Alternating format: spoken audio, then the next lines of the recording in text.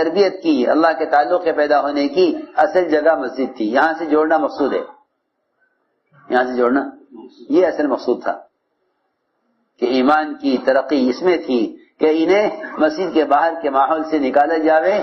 کیوں؟ اس لیے کہ مسجد کے باہر کا جتنا ماحول ہے یہ سب اسباب اور مادی شکلوں سے مسائل کے حل کا ماحول ہے، کہ اسباب اور مادی شکلیں ان سے مسائل حل ہوتے ہیں. حضور اکرم صلی اللہ علیہ وسلم اور آپ کے صحابہ ان کو اس ماحول سے نکالتے تھے یہ سمجھانے کے لیے کہ اعمال مسجد یہ مسائل کے حل کا ماحول ہے. باہر کی پھیلے ہوئے اسباب یہ مسائل کے حل کی بنیاد نہیں ہے، مسائل کے حل کی بنیاد یہ نہیں ہے کہ ان کو غیر یقینی اسباب کے ماحول سے نکال کر یقینی اسباب کے ماحول میں لایا جاتا تھا. اصل بات یہ تھی کہ جو باہر کا ماحول ہے مسجد سے باہر کا یہ ماحول یہ غیر یقینی ہے. اعمال مسجد یہ مسائل کے حل کے لیے یقینی ہے. اس لیے لوگ اپنی ضرورت اور حالات کے حل کے لیے اسباب کی طرف نہیں جاتے تھے بلکہ مسجد کی طرف آتے تھے. جی ہاں، روایت میں اذا حزب امر فزع الى الصلاۃ کہ جب کوئی بات پیش آ جاتی تو صحابہ مسجد کی طرف ایسے دوڑتے تھے جیسے ان کے اپنے مسائل کا یقینی حل یہاں نظر آ رہا ہے. یہاں جیسے لوگ دوڑتے ہیں اسباب کی طرف، صحابہ دوڑتے تھے مسیح کی طرف. صحابہ دوڑتے تھے مسیح کی طرف کہ مقدمہ ہو یا قرضہ ہو یا بارشوں کا رکنا ہو یا سیلابوں کا آنا ہو یا چاند سورج کا گرہن ہونا ہو. ہاں، ان سارے امور میں صحابہ دوڑتے تھے مسیح کی طرف. آگ نکلی پہاڑ سے، بڑی زبردست آگ جس نے سارے مدینے کو گھیر لیا. عمر رضی اللہ عنہ کو بتلایا گیا مومنین آگ نکلی ہے پہاڑ کے اندر سے. عمر رضی اللہ تعالیٰ عنہ سیدھے مسجد میں گئے. تمیم داری رضی اللہ تعالیٰ عنہ وہاں نماز پڑھ رہے تھے. حضرت نے فرمایا کہ تمیم یہ آگ نکلی ہے اسے پہاڑ میں داخل کر کے آؤ. یعنی یہ عام ماحول تھا کہ اپنے مسائل کو حل کرانا ہے مسجد کے ذریعے، کوئی آسمانی بلا ہو یا کوئی زمینی عذاب ہو. کیونکہ یہ حدیث میں فرمایا ہے کہ مسجدوں کو آباد کرنے والوں کی وجہ سے وہ عذاب ہٹا دیا جاتا ہے جس عذاب کا آنا طے ہو چکا ہے، جو عذاب آنا اللہ کی طرف سے مقدر ہو چکا، وہ عذاب ہٹا دیا جاتا ہے مسجدوں کا آباد کرنے والوں کی وجہ سے. جتنے امت پر حالات ہیں اس کا ایک ہی حل ہے کہ اللہ کے گھروں کو ان اعمال سے آباد کرو جن اعمال سے مسجد نبوی اور صحابہ کی مساجد آباد تھی. ان اعمال سے مساجد کو آباد کیا جائے، جس کا میں نے پہلی بات عرض کی ہے کہ مسجدوں میں ایمان کے حلقے قائم کیے جائیں اور گشتوں کو مقصد سمجھا جائے لوگوں کو مسجد کے ماحول میں لانے کا. یہ ہمیں یہ ملتا ہے صحابہ کی سیرت میں. قم بنا، اٹھو ہمارے ساتھ، چلو ہمارے ساتھ. اس لیے احادیث میں بے شمار فضائل بیان کیے گئے ہیں مسیح کی طرف چلنے والوں کے لیے. یہ فضائل صرف نماز کے لیے نہیں ہے، یہ فضائل صرف نماز کے لیے نہیں ہے بلکہ تعلیم اور تعلم کے لیے مستقل فضیلت ہے کہ جو مسیح کی طرف قدم اٹھاتا ہے تعلیم کرانے کے لیے، تعلیم میں شرکت کے لیے، کہ اس کو ایک کامل حج کا ثواب ملتا ہے. کامل حج کا ثواب.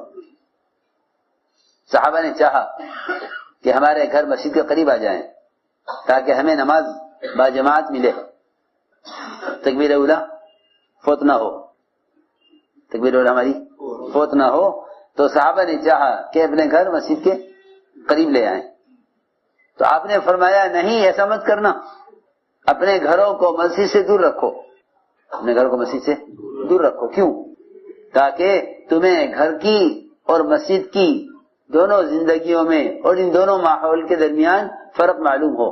اگر بازار اور گھر مسجد کے قریب آ گئے تو تمہاری غفلت کی زندگی ذکر کے ماحول کے قریب آئے گی. اس کو دور رکھو. آنے کے قدم اٹھانے کے فضائل اپنی جگہ ہیں. اس دوری کا دور رکھنے کا اصل مقصد یہ تھا، دور رکھنے کا اصل مقصد یہ تھا کہ اس ماحول سے باہر کے ماحول کو دور رکھو. ابو درداء رضی اللہ تعالیٰ فرماتے ہیں مجھے یہ بات پسند نہیں کہ میری دکان مسجد کے قریب ہو، مجھے یہ بات پسند نہیں کہ میری دکان مسجد کے دروازے پر ہو، یہ بات مجھے پسند نہیں ہے. یہ فرماتے ہیں ابو الدرداء رضی اللہ عنہ، ما احب ان یکون لی حانوتا علی باب المسجد، کہ مجھے یہ بات پسند نہیں ہے کہ میری دکان مسجد کے دروازے پر ہو اور میں روزانہ اس میں سے 300 اشرفیاں کماتا ہوں، اور ایسے کماؤں کہ میری تکبیر اولا کبھی فوت نہ ہو، بغیر کسی کو دھوکہ دیے ہوئے، بغیر کسی کو، بغیر ناپ تول میں کمی کیے ہوئے، حلال طریقے سے.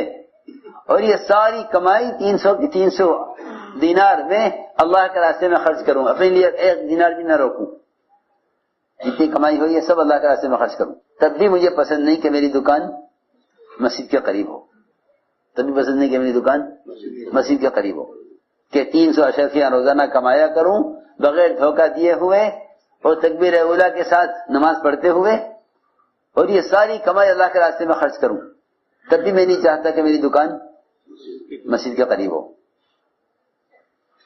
کیوں؟ کہ نہیں، کہ بازار کا ماحول یا مسجد کا ماحول یہ اس سے دور رہنا چاہیے. گھروں کو دور رکھا گیا، گھروں کو دور رکھا گیا مسجد سے، تاکہ تمہیں گھر کے اور مسجد کے ماحول کا فرق معلوم ہو. تو میں نے عرض کیا کہ یہ صحابہ کرام کا عام مزاج تھا کہ وہ مسجد کے لیے وقت فارغ کیا کرتے تھے اور اپنے مسائل کو اعمال مسجد سے حل کرایا کرتے تھے. اس لیے آپ کو ملے گا صحابہ کی زندگی میں یہ ایک صحابہ پر قرضہ آ گیا، اتنا قرضہ کہ وہ اس کی ادائیگی سے تنگ آ گئے، اس کی ادائیگی سے تنگ آ گئے.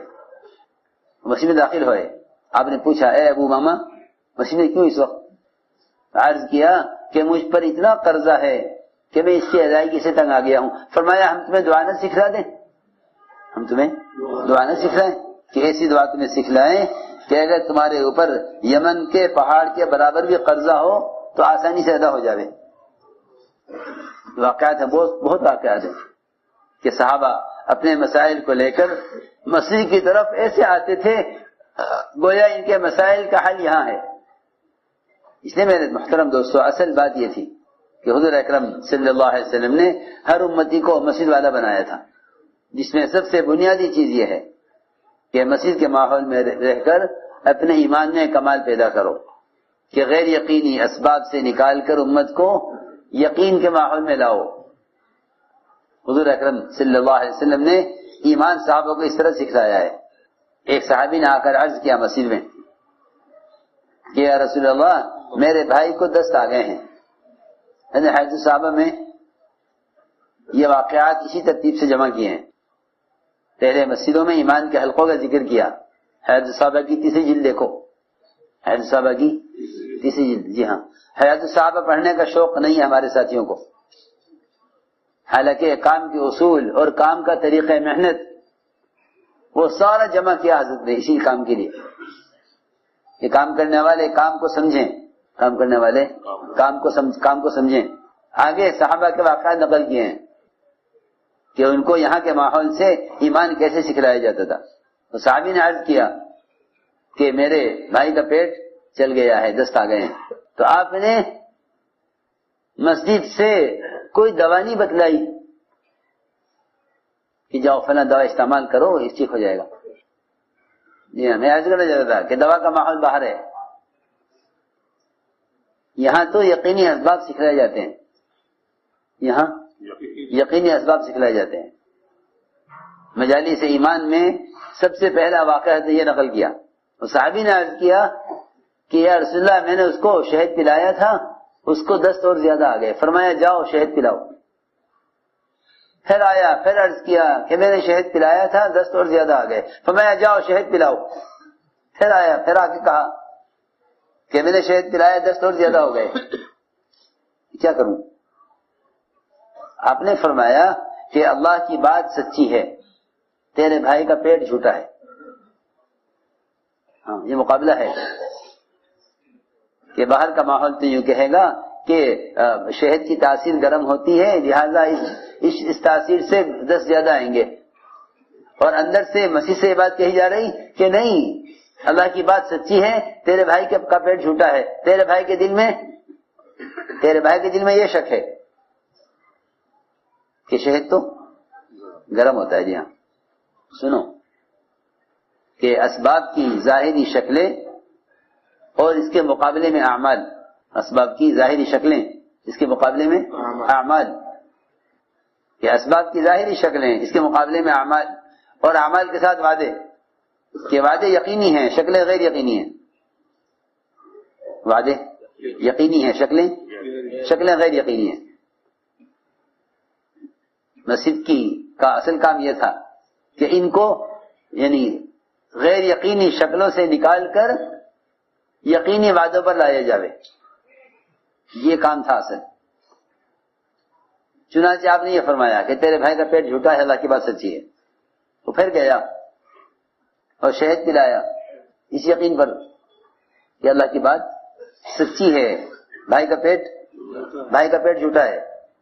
تو آ کر عرض کیا کہ ہاں یا رسول اللہ، اس کو دست تھم گئے ہیں، رک گئے۔ یہ واقعہ نقل کیا ہے مجالس ایمان کے بعد، تیرا واقعہ، کہ جتنے تمہاری مادی شکلیں ہیں اور ظاہری اسباب ہیں، ان سب کا انکار کرو اللہ کے وعدوں کے مقابلے میں، ان کا انکار کرو اللہ کے وعدوں کے مقابلے میں۔ فرماتے تھے جب تک وعدے یقینی نہیں ہوں گے اسباب کے مقابلے میں، یہ اسباب کو چھوڑے گا نہیں حکم کے لیے، یہ اسباب کو چھوڑے گا نہیں حکم کے لیے، کہ اسباب کو چھوڑو حکم کے لیے، اسباب کو چھوڑو حکم کے لیے۔ اس لیے مسجدوں کو تعلیم کے حلقوں سے اس لیے آباد کیا گیا تھا تاکہ یہ تعلیم کے حلقوں سے وعدے سیکھیں، تعلیم کے حلقوں سے وعدے سیکھیں، کہ تعلیم کے حلقوں سے وعدے سیکھو۔ تعلیم ہی اصل میں ایمان کا حلقہ تھا۔ فرق یہ ہوا کہ اس زمانے میں کتاب پڑھی جاتی ہے، اس زمانے میں کتاب پڑھی جاتی ہے۔ جی ہاں، اس زمانے میں کتاب پڑھی جاتی ہے تعلیم میں۔ آپ کتاب نہیں پڑھتے تھے، بلکہ اللہ تعالیٰ کی طرف سے جو وعدے کیے جاتے تھے وہ آپ صحابہ کو سناتے تھے، جی ہاں۔ تعلیم کا حلقہ ہی ایمان کا حلقہ تھا، یعنی اللہ کے وعدوں کا یقین کا حلقہ۔ آپ کے یہاں حلقہ لگا ہوا تھا، آپ کے یہاں حلقہ لگا ہوا تھا، صحابہ جمع تھے پرانے۔ ایک صحابی خریم بن اوس رضی اللہ تعالیٰ عنہ، وہ آئے تعلیم کے حلقے میں اور اسی وقت ہجرت کر کے آئے، نئے صحابی، اور سب سے پیچھے بیٹھے ہوئے۔ آپ نے فرمایا تعلیم میں کہ تم حرا کا علاقہ فتح کرو گے، اور جب فاتحہ نماز داخل ہو گئے تو ایک لڑکی شیما بنت بقیلہ، سفید خچر پر سوار، کالی اوڑھنی اوڑھے ہوئے، بہت مالدار، بہت خوبصورت لڑکی، وہ تمہیں ملے گی۔ اور صحابہ سن رہے تھے۔ ایک نئے صحابی جو پہلی مرتبہ آئے ہجرت کر کے اسی وقت، وہ پیچھے بیٹھے ہوئے تھے، خریم بن اوس۔ انہوں نے پیچھے سے عرض کیا کہ یا رسول اللہ، یہ لڑکی آپ مجھے دے دیجئے۔ فرمایا یہ تمہاری ہو گئی، یہ تمہاری ہو گئی ہے۔ جی ہاں، تعلیم کا حلقہ ایسا نہیں تھا کہ نہ پڑھنے والے کو یقین ہو نہ سننے والے کو یقین ہو، ایسا نہیں تھا۔ پڑھنے والے بھی غافل، سننے والے بھی غافل نہیں، کیونکہ یہ بات حق ہے کہ وعدے یقین والوں کے لیے پورے ہوں گے، وعدے یقین کرنے والوں کے لیے پورے ہوں گے۔ جو وعدوں میں شک کریں گے وہ وعدوں کو نہیں پائیں گے، وعدوں میں شک کریں گے وعدوں کو نہیں پائیں گے۔ منافقین میں اور ایمان والوں کا فرق یہ تھا اس زمانے میں کہ منافقین وعدے سن کر حالات دیکھتے تھے، منافقین وعدے سن کر حالات دیکھتے تھے، اور صحابہ کرام وعدے سن کر حکم دیکھتے تھے کہ حکم کیا ہے۔ یہ فرق تھا ایمان اور نفاق کا۔ منافقین وعدے سن کر حالات دیکھتے تھے کہ حالات کیسے ہیں، تو وہ حالات دیکھ کر فیصلہ یہ کرتے تھے کہ یہ وعدے پورے نہیں ہوں گے۔ جی ہاں، وہ کہتے تھے کہ اللہ کے رسول کے تمام وعدے دھوکہ ہیں، کچھ نہیں ہوگا۔ ما وعدنا اللہ ورسولہ الا غرورا، یہ کہتے تھے منافقین، اور صحابہ یہ فرماتے تھے کہ اللہ کے رسول کے وعدے ہیں، یہ پورے ہو کر رہیں گے۔ اس لیے وعدوں کے پورا ہونے میں تاخیر ہونا یہ صحابہ کے یقین میں شک نہیں پیدا کرتا تھا، ان کو انتظار ہوتا تھا کہ وعدہ پورا ہوگا۔ حضرت عثمان کے زمانے میں جا کے علاقہ فتح ہوا، خریم بن اوس اس جماعت کے ساتھ، اور فرماتے ہیں کہ میں وہاں پہنچتے ہی جماعت سے آگے نکل گیا لڑکی کی تلاش میں کہ وہ لڑکی کہاں ہے۔ جی ہاں، اللہ ہمیں معاف فرمائے، ہمارا حال تو یہ ہے کہ صبح کی ظہر کی سے پہلے کی تعلیم کا حلقے کی حدیث ظہر کی نماز میں یاد نہیں آتی۔ تکبیر اولیٰ پر کیا وعدہ ہے، امام کے ساتھ فرشتوں کے ساتھ آمین مل جاوے تو کیا وعدہ ہے نہیں معلوم، وہ بھول گئے۔ صبح کی تعلیم کا اثر ظہر کی نماز میں نہیں، اور ظہر کی تعلیم کا اثر عصر کی نماز میں نہیں ہے، کوئی اثر نہیں ہے۔ حالانکہ اجر جو ملے گا احتساب پر ملے گا، اور جو وعدے پورے ہوں گے وہ یقین پر ہوں گے۔ خریم بن اوس اتنی مدت گزرنے کے بعد، اتنی مدت گزرنے کے بعد خریم بن اوس وہ اس میدان میں پہنچتے ہی جماعت سے الگ ہو گئے لڑکی کی تلاش میں کہ یہاں میری ایک امانت ہے، میری ملکیت ہے، ہاں ایسا نہیں ملے گی، وہ تلاش کیا انہوں نے تو دیکھا کہ وہ لڑکی اسی نام کی ایسے ہی خچر پر سفید اور کالی اوڑھنی اوڑھے ہوئے وہ بیٹھی ہوئی ہے، اور جا کے اس پر قبضہ کر لیا۔ ساتھی نے آ کر کہا امیر صاحب ایسی لڑکی ہے، مالدار ہے، شہزادی ہے، مال غنیمت تقسیم ہوا نہیں، انہوں نے کیسے قبضہ کر لیا؟ بلایا انہوں نے، امیر صاحب نے بلا کے فرمایا کہ تم نے کیسے قبضہ کیا اس پر؟ کہ اس پر تو قبضہ مجھے اللہ کے نبی نے اپنے زمانے میں دے دیا تھا، ہاں وہ اس وقت سے میری ہے، اس وقت سے میری ہے۔ انہوں نے فرمایا گواہ لاؤ، کہ گواہ لاتا ہوں ابھی۔ وہ گئے، صحابہ بیٹھے ہوئے تھے ایک جگہ، فرمایا تم میں کوئی ہے ایسا جو اس دن اس حلقے میں ہو؟ تو دو صحابی کھڑے ہوئے انصاری کہ ہاں ہم بھی موجود تھے جب تم نے پیچھے سے کہا تھا کہ یا رسول اللہ یہ لڑکی مجھے دے دیجیے۔ یہ مثالیں ہیں ہمارے لیے بھی کہ اگر تعلیم کے حلقوں میں اس یقین سے بیٹھو، جی ہاں تعلیم کے حلقوں میں اس یقین سے بیٹھو تو مسجد سے باہر کی مادی شکلوں کی اور مسجد کے اندر کے اعمال کے مقابلے کا فرق معلوم ہوگا، فرق معلوم ہوگا جی ہاں، کہ کیا اسباب یقینی ہیں، کون سے اسباب غیر یقینی ہیں، کون سے اسباب یقینی ہیں، کون سے اسباب غیر یقینی ہیں۔ یہ تھی اصل بات۔ اس لیے اس کو کوئی نئی چیز مت سمجھو، بلکہ میں شروع سے عرض کر رہا کہ ہمارے کام کے اصول اور طریقے وہ صحابہ کی مشابہت ہے، صحابہ کی مشابہت، جی ہاں دعوت تو صحابہ کا طریقہ محنت ہے، تربیت کے اصول، تربیت کے طریقے وہی ہیں جو صحابہ کے تھے۔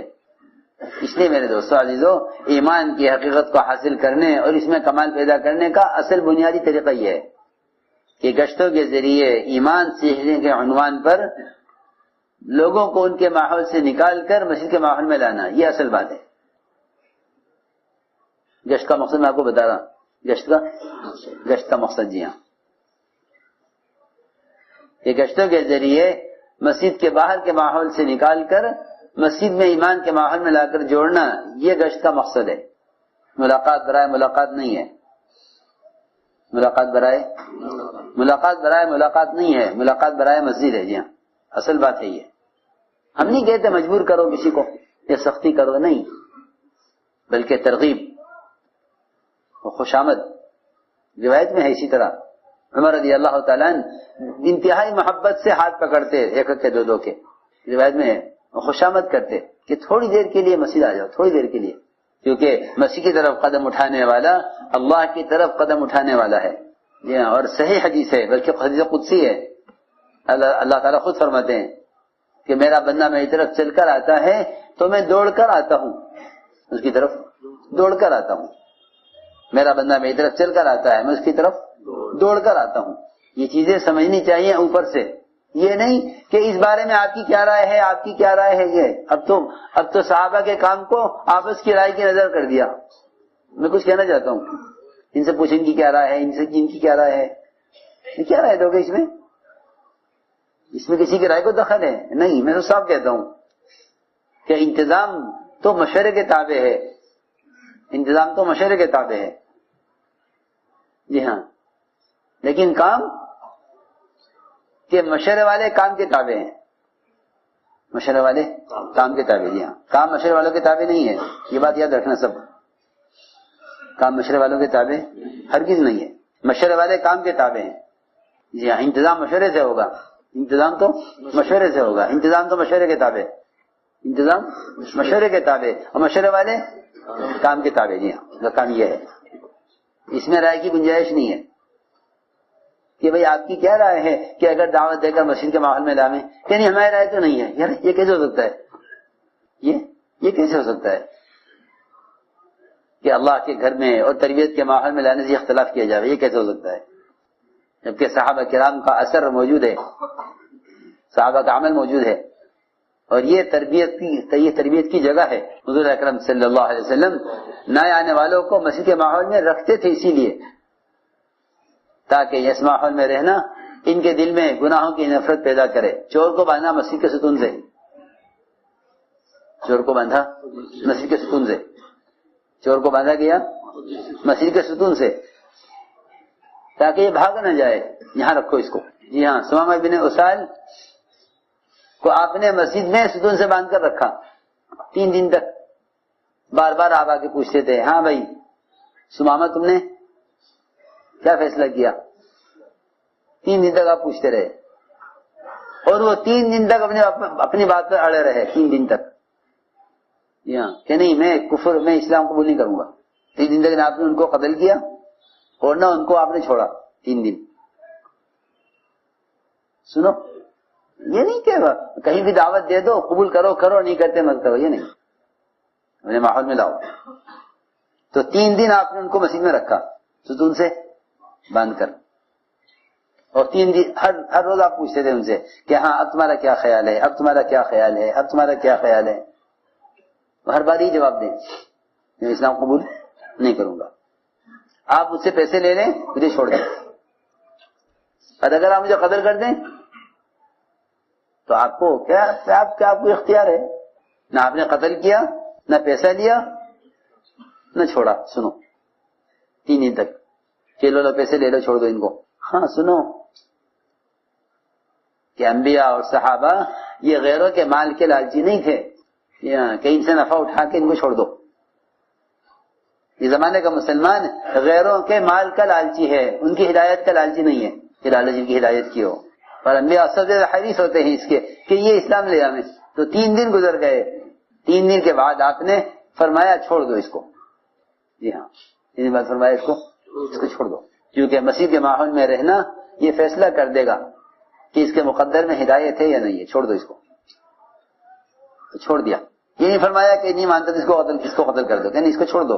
جب ان کو کھولا گیا تو وہ مسجد کے قریب جو سب سے قریب کا باغ تھا کھجور کا، اس میں گئے اور جا کر غسل کیا، کپڑے بدلے، جا کر غسل کیا، کپڑے بدلے، اور کپڑے بدل کر واپس آئے مسجد میں، اور آ کر کلمہ پڑھا اور اسلام میں داخل ہوئے.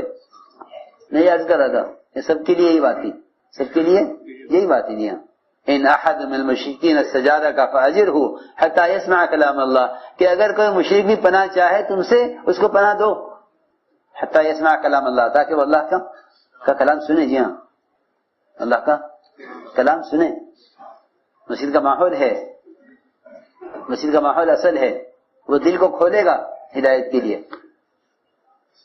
طفیل رضی اللہ تعالیٰ عنہ نے کان میں روئی ڈالی ہوئی تھی، آپ کی بات سننا نہیں چاہتے تھے، آپ کی بات سننا نہیں چاہتے تھے، کان بند کیے ہوئے تھے روئی سے کہ میرے کان میں آگے کوئی بات نہ پڑے. لیکن فرماتے ہیں مسجد میں قدم رکھتے ہی میرے دل نے اندر سے کہا طفیل ان کی بات سننی چاہیے، ان کی بات سننی چاہیے. فرماتے ہیں میں نے کانوں سے روئی نکالی اور آپ کی بات سنی اور اسلام قبول کیا. پھر اتنا ہی نہیں بلکہ اپنی قوم کو دعوت دے کر 80 خاندانوں کے اسلام میں داخل ہونے کا ذریعہ بنے. ایک بات یہ بھی یاد رکھو کہ محنت اور کوشش مطلوبہ سطح تک پہنچ جائے، یہ اصل ہے. بات کا پہنچا دینا کافی نہیں ہے، بلکہ محنت اور کوشش اپنی سطح کو پہنچ جائے. سنو، اور دوسری بات یہ ہے کہ حیثیت اور کرامت یہ بھی کام نہیں کرتی اس راستے میں.